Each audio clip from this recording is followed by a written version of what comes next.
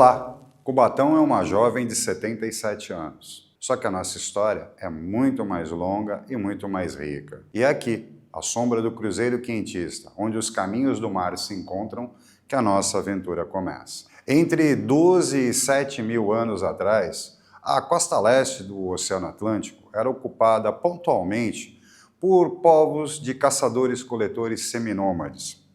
Eles eram os chamados Homens do Sambaqui.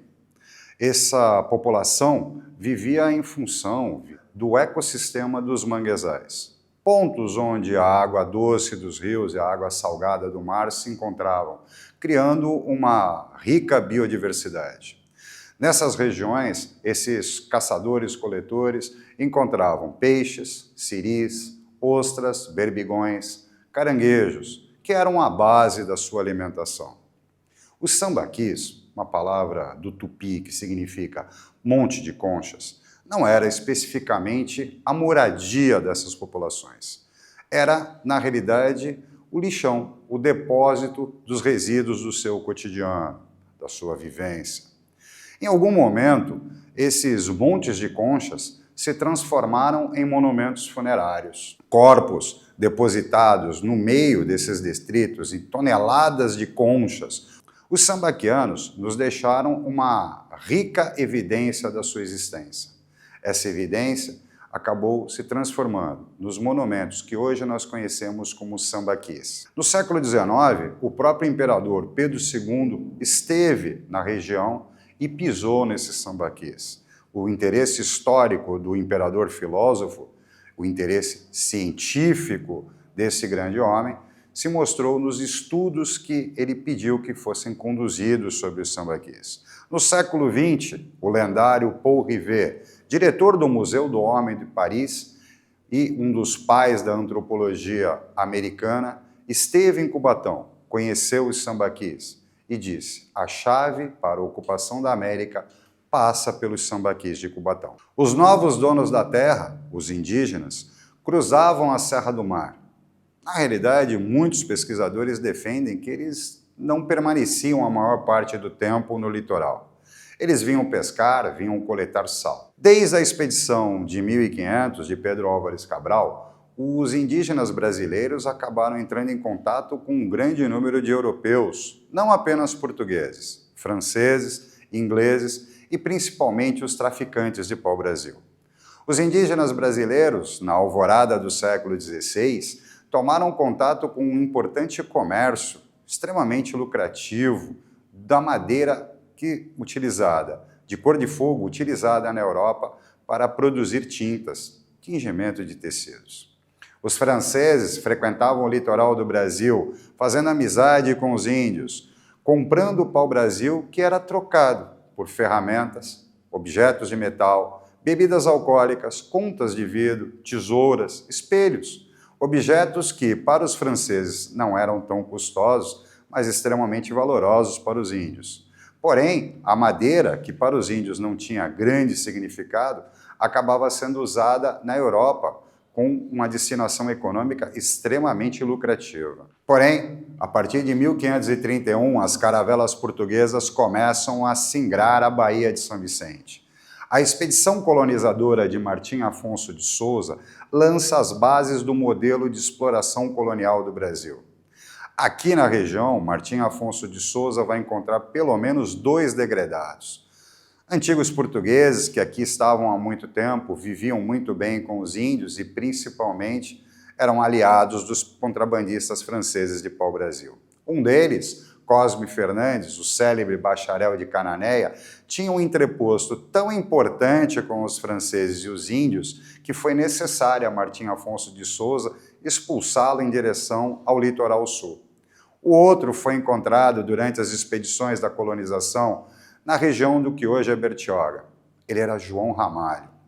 João Ramalho é um personagem extremamente enigmático, ele tem um passado obscuro. Alguns autores defendem que ele era português de Vozela, porém ele mesmo não tinha interesse nenhum de falar sobre o seu próprio passado.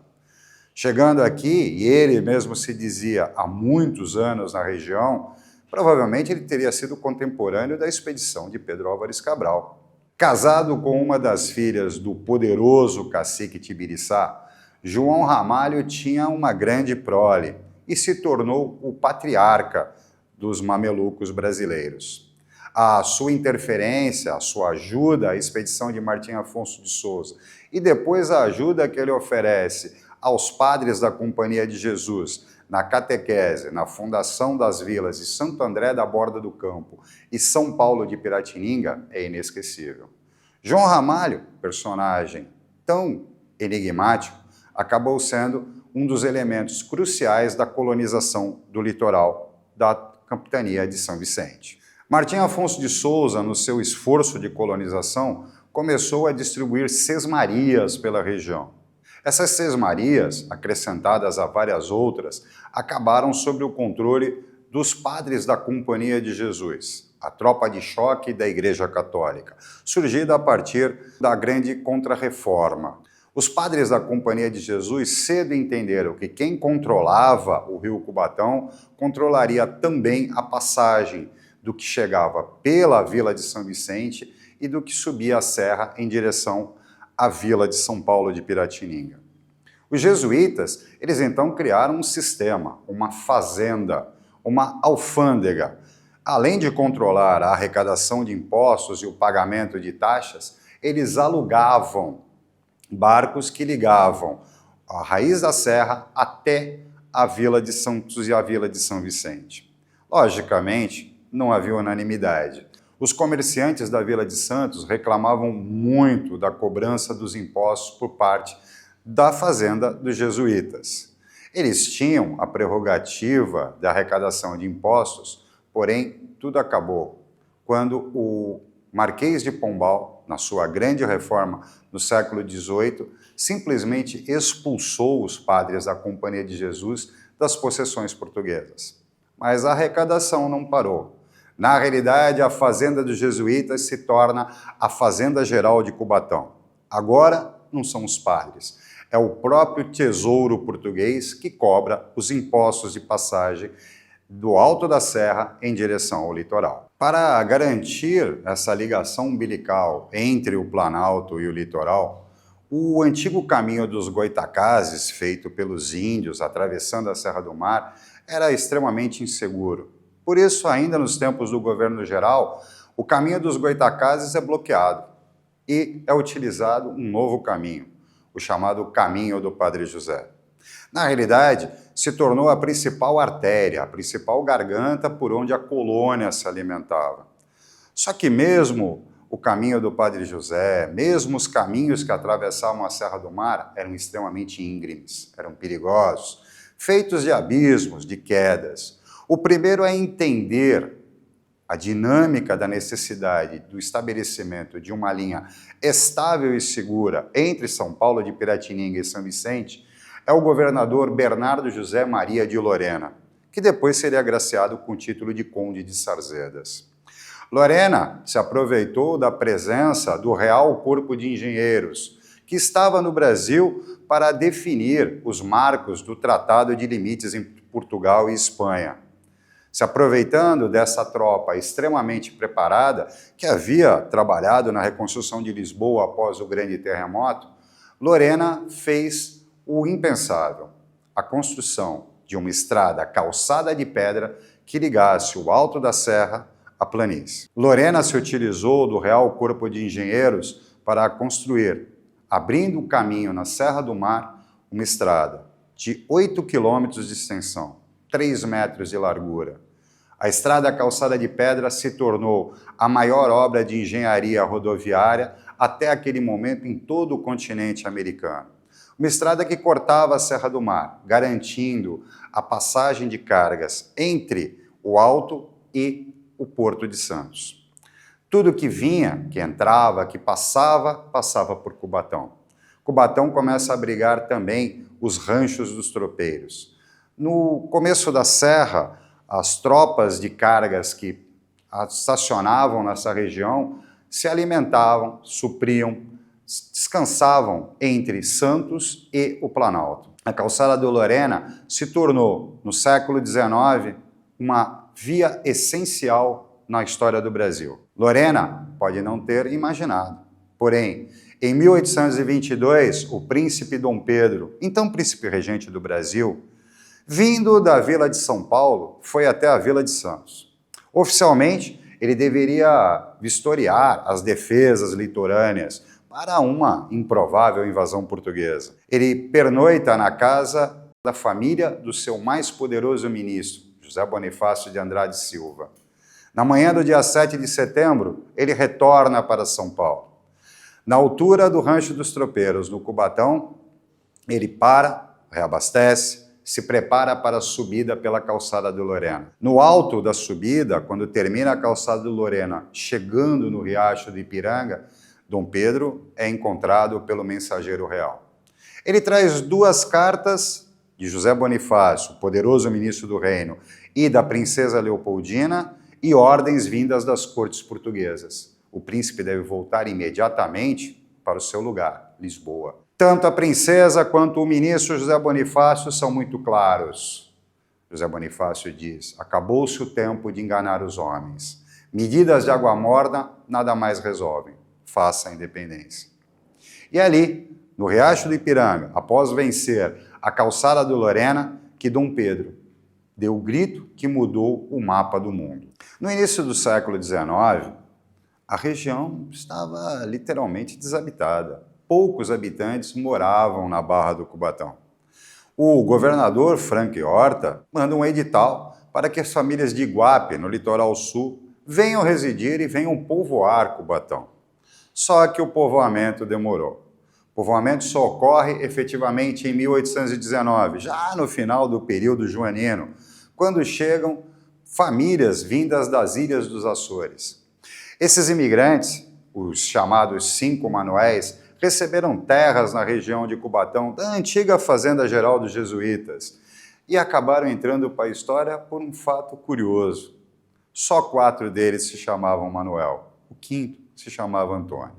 Esse erro histórico acabou tão cristalizado que nos referimos até hoje como os primeiros e maiores povoadores de Cubatão, os chamados 5 Manuéis. O século XIX, apesar do povoamento das famílias açorianas, do transbordo, da chegada do que vem do Planalto, o que vem do litoral, acaba encontrando uma vila extremamente bucólica.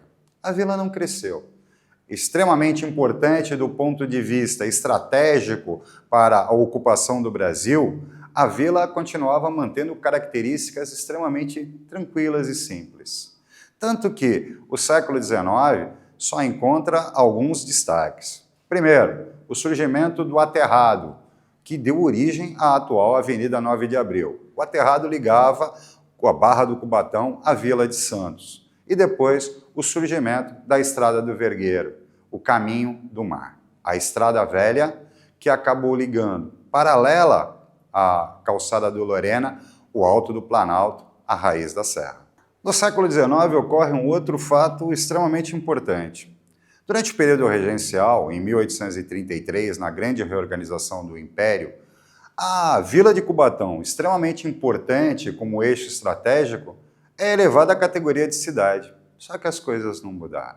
Em 1841, a vila, que havia sido desafetada de São Vicente para se tornar cidade, volta a ser parte, só que agora de Santos.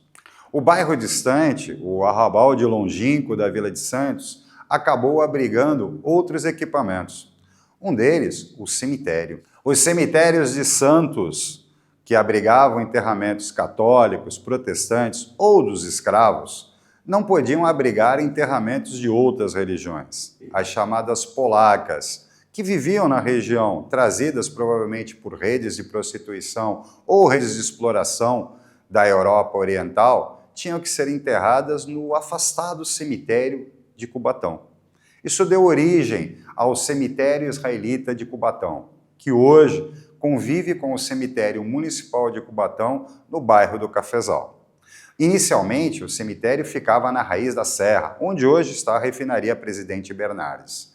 Com a mudança causada pela industrialização, o cemitério foi totalmente transferido para outro lugar. E até hoje, o cemitério israelita de Cubatão, transferido da raiz da serra para o Cafezal, acaba abrigando uma série de enterramentos. Um elemento extremamente importante, que um cemitério de uma religião como a judaica esteja num campo santo municipal ao pé da serra. Ainda no século XIX, o caminho do Prado de José, que é substituído pelo caminho velho do mar, também viu o surgimento das primeiras locomotivas, os primeiros caminhos de ferro. O caminho de ferro, ligando o interior de São Paulo ao Porto de Santos, é o escoadouro da grande riqueza do Brasil imperial, o café. O ouro verde que vem do interior de São Paulo atravessa a Serra do Mar pelos trilhos da Inglesa, chegando ao Porto de Santos, de onde será embarcado para o exterior. A riqueza não se reflete no cotidiano do bairro afastado. Cubatão mantém ainda uma característica extremamente simples, a sombra da Serra do Mar. No início do século XX, começam a chegar as primeiras fábricas. A Anilinas, que ocupava uma vasta gleba no centro do bairro de Cubatão, acabou transformando-se no Parque Anilinas, hoje um dos cartões postais da cidade. O século XX traz grandes modificações. A industrialização se torna cada vez mais forte. Cubatão, ponto de passagem entre o Alto da Serra e o litoral, se torna essencialmente um grande corredor de passagem. Até que a necessidade da industrialização do Brasil, a substituição gradativa da economia agroexportadora, começam a aproveitar as riquezas da região. No pé da serra, aproveitando as cachoeiras dos rios, surge uma grande usina de eletricidade, o que nós conhecemos hoje como usina R. Borden, responsável por abastecer praticamente todo o litoral. A usina R. Borden, ela foi construída em dois momentos. Primeiro a usina externa, depois a usina subterrânea. Isso se deveu por uma necessidade estratégica. Os bombardeios poderiam simplesmente levar ao colapso do fornecimento de energia elétrica naquele momento para toda a região. Isso se deve muito às doutrinas militares brasileiras até a Segunda Grande Guerra. Em 1922, para comemorar o centenário da independência do Brasil, o presidente do estado de São Paulo, Washington Luiz, advogado, cafeicultor e historiador, promoveu a construção de uma série de monumentos na Estrada Velha. Os monumentos do Caminho do Mar, extremamente emblemáticos, comemoravam o centenário da formação do Estado Nacional Brasileiro. Washington Luiz queria homenagear o governador Bernardo José Maria de Lorena, mas não havia imagens fiéis do governador Lorena, a cargo de Washington Rodrigues, talentoso artista brasileiro, a incumbência de criar os azulejos que adornavam os monumentos da Serra do Mar. Muitas vezes as pessoas olham para a Serra do Mar, para o rancho da maioridade, e perguntam se ali a Marquesa de Santos e Dom Pedro I se encontravam. Além da calçada do Lorena, de pedra, em 1926 o Caminho do Mar é totalmente pavimentado em concreto. Em 1947 surge o orgulho da engenharia rodoviária brasileira, rasgando a Serra do Mar com diversas curvas. A Via Anchieta se torna a mais moderna e importante rodovia do Brasil. No final de 1947, eles encontram um importante aliado, o deputado Lincoln Feliciano. Lincoln Feliciano leva ao governador do estado um projeto de lei aprovado pela Assembleia, desmembrando o Cubatão de Santos. Ocorre em 1948 um plebiscito que marca a separação definitiva. Em 1º de janeiro de 1949, Cubatão é desmembrada de Santos e se torna uma cidade autônoma. É eleito o primeiro prefeito, Armando Cunha. Surgida em 1949, a cidade de Cubatão se fortalece não apenas como uma passagem, não apenas como a Via Anchieta. A raiz da serra, a abundância de água, a abundância de terras, traz também o interesse do desenvolvimento brasileiro. A década de 50, marcada pelos anos JK, traz a instalação da Refinaria Presidente Bernardes de Cubatão, da Companhia Siderúrgica Paulista, já na década de 60, e a instalação de um grande número de indústrias. Esse desenvolvimento, extremamente acelerado, começa a causar uma série de impactos. Primeiro, um impacto econômico, depois um impacto social e, finalmente, um impacto ambiental. Do ponto de vista político, com a Revolução de 1964 e os atos institucionais, Cubatão deixa de ter autonomia, se torna área de segurança nacional. Na década de 70, o rápido desenvolvimento econômico do Brasil começa a cobrar um alto preço. Já no final da década, a poluição de Cubatão pelo grande número de indústrias começa a se tornar cada vez mais evidente. O ar começa a se tornar pesado, se tornar denso, carregado de fuligem. Regiões da cidade começam a concentrar uma poluição extremamente problemática. Assentamentos dentro do tecido urbano de Cubatão começam a enfrentar uma série de problemas ambientais. Um assentamento em específico, a chamada Vila Paris, localizada no polígono das indústrias, rapidamente tem uma degradação ambiental tão forte que a própria população começa a sentir efetivamente os efeitos desta ocupação. A Vila Paris foi considerada, no começo da década de 1980, o lugar mais poluído do mundo. Um dos primeiros efeitos, além dos problemas respiratórios, além das doenças literalmente inexplicáveis, foi um fato gravíssimo. Começaram a nascer crianças com anencefalia. Elas nasciam sem cérebro. E isso foi, obviamente, creditado à forte poluição de Cubatão. Fevereiro de 1984, noites que não serão esquecidas. A Vila Socó, um assentamento às margens da Via Anchieta, que estava sobre tubos da Petrobras que transportavam gasolina, foi pulverizado. As razões do acidente são várias. Provavelmente, o vazamento de combustível causou a ignição. O bairro praticamente desapareceu. A cidade começava a chorar sem saber o número de mortos. Os alunos da Escola João Ramalho eram contados. Pelas listas de chamada, se tentava ter uma ideia de quantas crianças haviam morrido, de quantas famílias desapareceram naquele evento. Cubatão precisava fazer as pazes com o meio ambiente, manter o seu desenvolvimento industrial. Filtros foram instalados, a poluição ambiental começou a reduzir. Os poluentes já não eram mais lançados na atmosfera. O rio, virtualmente morto, começou a ser recuperado. Regiões abandonadas da cidade, submetidas a um forte impacto ambiental, começaram a ser desocupadas. Na ECO 92 e a própria Organização das Nações Unidas, as entidades ambientais começaram a rotular Cubatão como cidade símbolo da recuperação ambiental. A natureza teve de volta os seus espaços. O guará vermelho, a ave símbolo da cidade, voltou a voar sobre Cubatão. Naquele momento, a cidade, que foi um gargalo importante, uma rota de passagem, se tornou rapidamente uma das maiores potências de indústria de base do mundo, começava a fazer as pazes com o seu passado. A cidade escolheu viver o futuro. Os indígenas brasileiros, os colonos portugueses, a ocupação dos 5 Manoéis, as estradas de ferro que trouxeram a riqueza do interior de São Paulo e, finalmente, a forte industrialização do sonho brasileiro.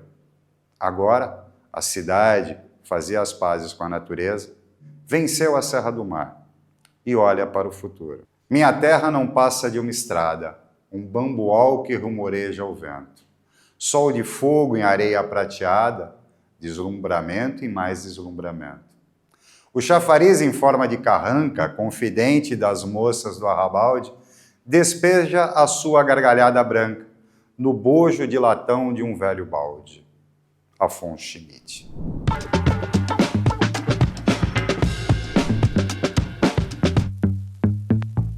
Cubatão está localizada entre o litoral paulista e a Serra do Mar em direção ao Planalto Paulista, em direção à capital de São Paulo. Sua estrutura geográfica é formada por mangues, por rios, uma ampla área alagada, tanto pelos rios quanto pelas áreas de mangue, e também as áreas de Mata Atlântica da Serra do Mar. É uma região que foi amplamente explorada desde o princípio da colonização portuguesa e mesmo antes da chegada dos colonizadores portugueses, um ponto de passagem entre o litoral e o Planalto Paulista. O clima de Cubatão é um clima quente e úmido, típico dos trópicos brasileiros. É uma região que apresenta um grande índice pluviométrico, até por conta da localização entre o oceano e a Serra do Mar. A vegetação natural de Cubatão é formada originalmente por Mata Atlântica, por mata típica da Serra do Mar e também pela vegetação litorânea, basicamente vegetação de mangue, dos manguezais que ocupam grandes áreas do território de Cubatão. O processo de ocupação de Cubatão está intimamente ligado à ligação que havia entre o litoral paulista e a cidade de São Paulo, a Vila de São Paulo, fundada lá no século XVI. Então, Cubatão se tornou um ponto de passagem entre o litoral e a capital, e por conta disso houve um grande desenvolvimento econômico ao longo dos anos, períodos que foram se alternando inicialmente com a produção de banana e de outros produtos de agricultura, e no século XX, mais precisamente a partir da segunda metade do século XX, houve um grande desenvolvimento econômico impulsionado pela industrialização, com a chegada de indústrias de grande porte, como a Cosipa, a refinaria Presidente Bernardes e as indústrias do polo petroquímico, principalmente as produtoras de fertilizantes. A população de Cubatão atualmente é majoritariamente formada por retirantes e filhos de retirantes, principalmente oriundos do Nordeste brasileiro e também de algumas áreas de interior paulista e de Minas. Ainda existem algumas famílias remanescentes das primeiras ocupações, basicamente de famílias portuguesas, mas hoje o grande contingente é formado por descendentes de nordestinos. Essa ocupação, principalmente por nordestinos, ela está intimamente ligada ao desenvolvimento econômico e industrial da cidade. Na medida em que o desenvolvimento industrial foi se estabelecendo, havia uma necessidade muito grande de mão de obra, e essa mão de obra acabou sendo absorvida justamente da região Nordeste, de pessoas que estavam buscando meios de vida melhores para suas famílias. Juntamente com o desenvolvimento industrial, vieram algumas consequências, como, por exemplo, a poluição em grande escala, os problemas ambientais que foram enfrentados por Cubatão nos anos 60, 70 e começo dos anos 80. Com isso vieram os primeiros estudos para reverter o quadro de degradação ambiental, as primeiras ações buscando diminuição da poluição das indústrias e a melhoria da relação entre a cidade e o meio ambiente, buscando formas de corrigir as questões ligadas aos desastres ambientais e, sobretudo, tentando encontrar um equilíbrio entre o desenvolvimento econômico e industrial e o meio ambiente, sobretudo a preservação das áreas de mangue e de Mata Atlântica. Atualmente, Cubatão tem em torno de 114 mil habitantes. A sua população está dividida em aproximadamente 30 núcleos habitacionais, bairros e núcleos de ocupação urbana. Algumas áreas possuem grandes densidades demográficas, enquanto que outras possuem uma população mais bem distribuída. De maneira geral, a cidade tem o seu comércio muito forte na Avenida 9 de Abril, que funciona como centro comercial, como centro político e administrativo da cidade. E a cidade hoje tenta receber seus munícipes e aqueles que procuram a cidade da melhor forma possível. A cidade hoje é um ponto de passagem entre o Porto e as demais cidades do litoral paulista. Ele faz uma ligação com o Planalto Paulista e dessa forma a cidade é muito utilizada no transporte rodoviário e transporte ferroviário. Durante o processo de recuperação ambiental, a cidade buscou convênios e parcerias com ONGs, com governos estadual e federal e também com entidades internacionais. Durante esse processo, houve uma busca incessante na melhoria da qualidade de vida, houve também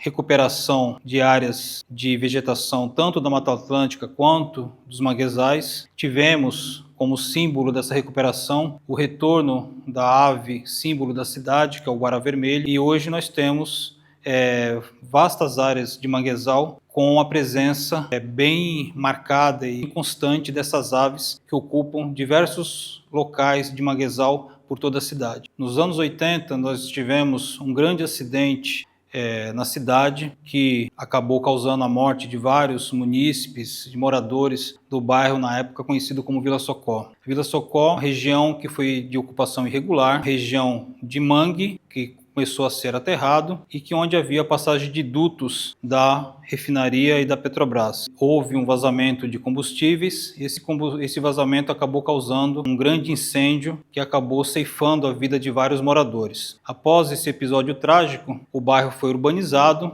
e hoje nós temos a Vila São José, uma área de ocupação organizada a partir do novo núcleo, de uma nova perspectiva social que foi construída em cima do local onde havia a antiga Vila Socó. Grande parcela da população cubatense atualmente mora em áreas de ocupação irregular, principalmente os núcleos de Vila Esperança e de Vila dos Pescadores. Núcleos que hoje passam um processo de urbanização em que estão sendo construídos conjuntos habitacionais para receber as famílias que moram nessas regiões. São regiões densamente povoadas, regiões que ocupam hoje uma posição de destaque em relação à quantidade de moradores vivendo nesses núcleos habitacionais. A Cubatão do século XXI busca equilibrar o desenvolvimento econômico com as políticas de proteção ambiental que vêm sendo desenvolvidas. Esse equilíbrio tem como principal objetivo garantir melhor qualidade de vida para seus munícipes e para todos aqueles que de alguma forma passam ou utilizam a cidade de Cubatão há mais de 40 anos.